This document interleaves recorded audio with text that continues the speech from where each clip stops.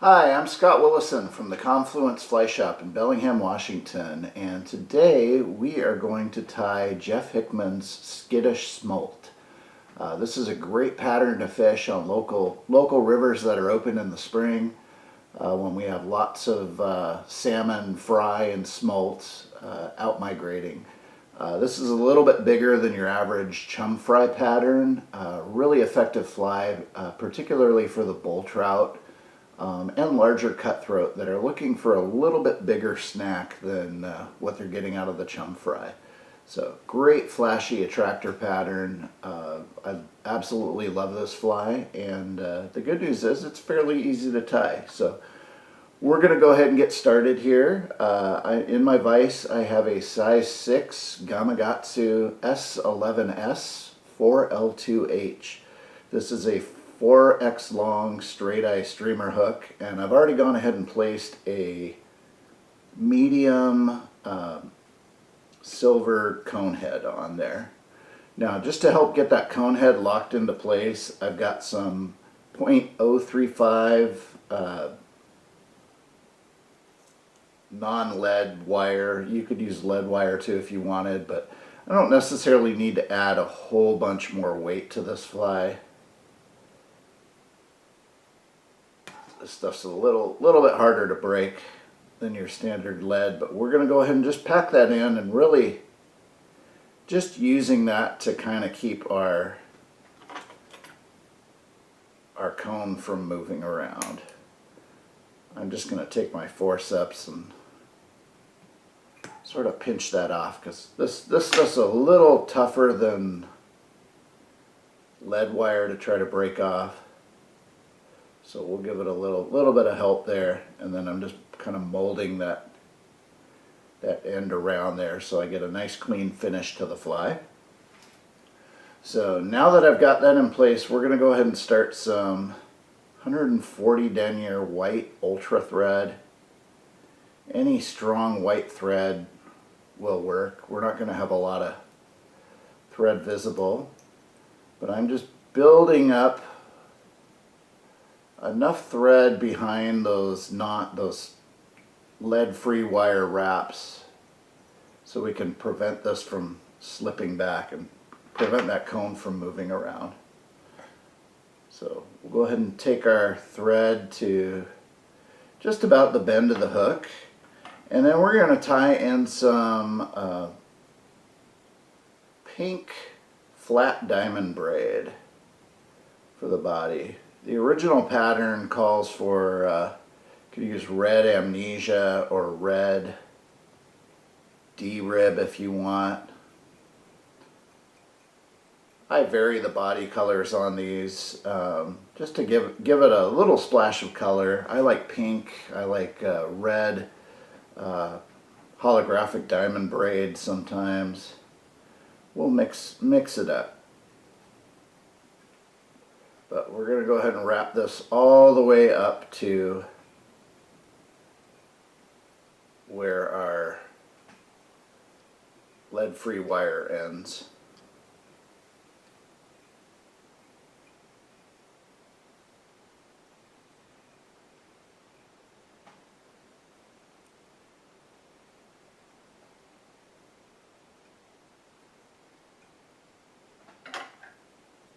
Secure that with a couple wraps, and then we can trim that.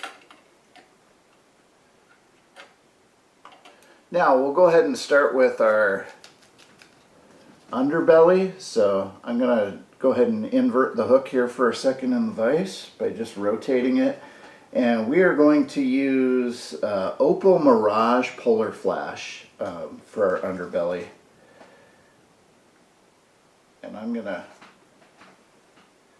get a fairly liberal amount here, and I'm going to cut these about twice as long as what I'm going to need. But you can see I've got a pretty substantial chunk. I don't know what that is, maybe 20 or more fibers of this. And we're just going to center tie that directly on the bottom of the hook, right behind the cone. And then we'll fold the rest over and wrap back over that.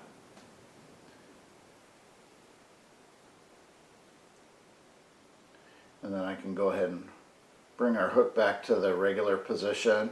I do want this a little longer than the hook. I'd say maybe not quite the shank length.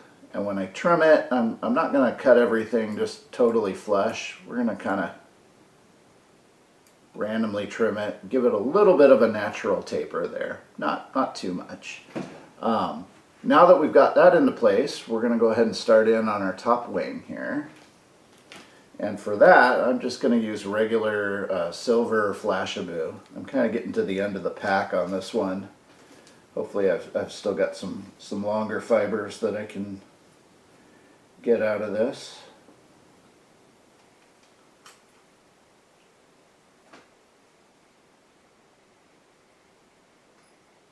Get rid of a few short ones there, and I think I've got what I need. So we're going to go about the same length, maybe just a little bit longer than what we used for the Polarflash. And we'll just do kind of a loose wrap to secure that on top of the shank.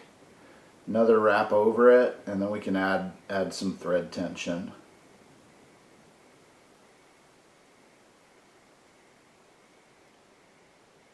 And we'll get that into place. The other reason I like to use the lead-free wire, it provides a nice little base so that we're not tying this down right on top of the diamond braid. That's going to help these materials to kind of flare out slightly and give this fly a little bit more volume and motion in the water. And just making sure I don't have any super long random strands of flash in there. There we go. We're good on the flash. And then our last material for the wing is going to be just some white ostrich shirl. And I'm going to cut off like, I don't know, about 12 strands of white ostrich.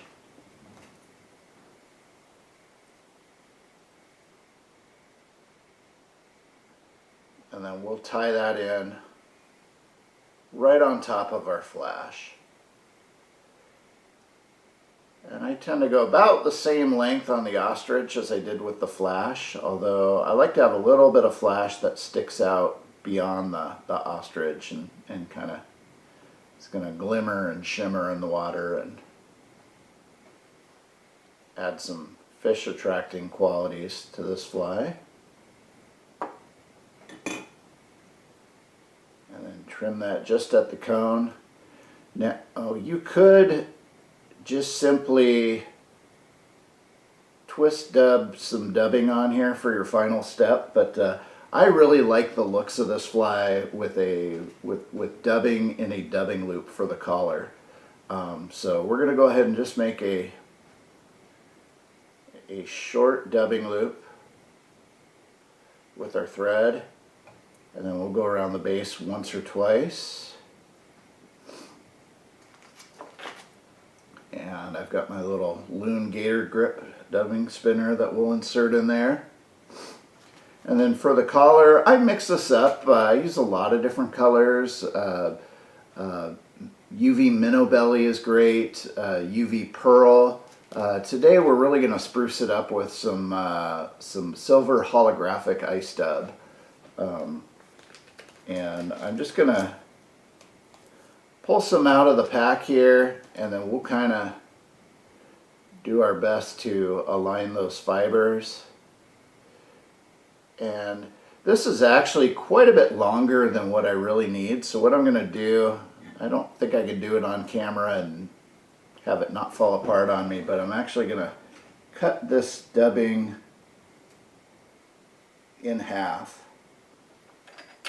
So I'm going about half the length on there, and then I just add one piece over the next here. This will hopefully be a little bit easier to see once I get it in the dubbing loop.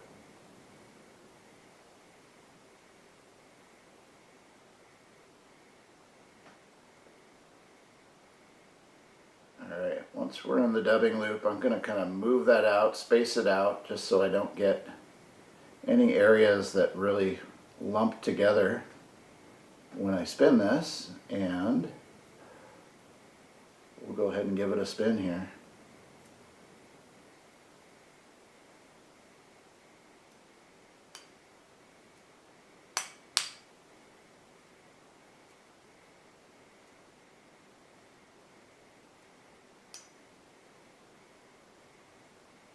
There, I think we're good. And then we're going to find our little ultimate dubbing brush and just brush that out to free up any trapped fibers.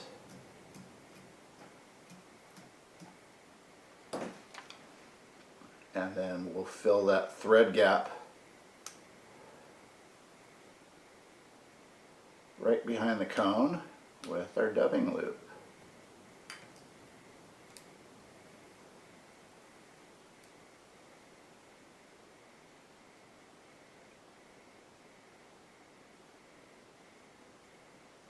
And then we're going to wrap that carefully right up to the cone.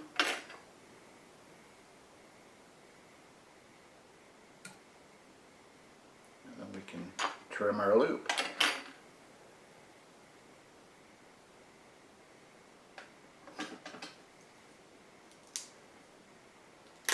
And for a little added security, we'll go ahead and just take some brush on zap. And we can lightly brush those thread wraps. Take a few more wraps behind the cone before we ultimately whip finish this great little streamer here.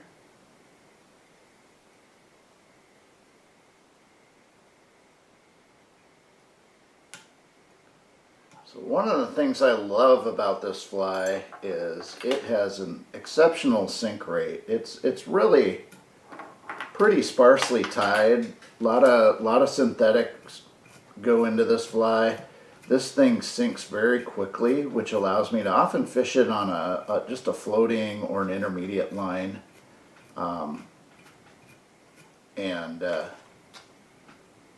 has a ton of movement in the water. So my favorite way to fish this fly is actually to cast the fly upstream, throw a big downstream belly in the line, and start stripping it back. So very good imitation of a fleeing smolt as it's being chased or trying to escape downstream.